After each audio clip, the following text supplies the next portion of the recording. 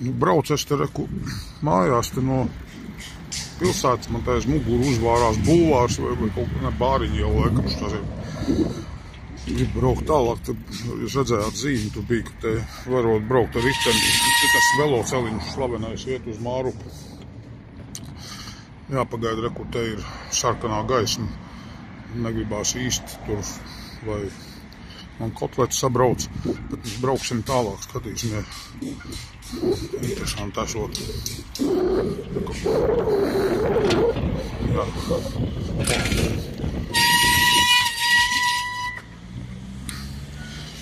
Nu, kolosāli. Es saprotu, ka veloceliņš ir te. Progresīvie. Nu, jūs tā kā, tas ir jūsu bizness, taču velo braukšana. Pilsētu cilvēkiem, esot pilsētu divriteņistiem. Kas te jādara tieši? Es gaidu no jums paskaidrojumu, elementāru paskaidrojumu, kur palika veloceliņš, lai es varētu nokļūt mājās. Ātri, tagad.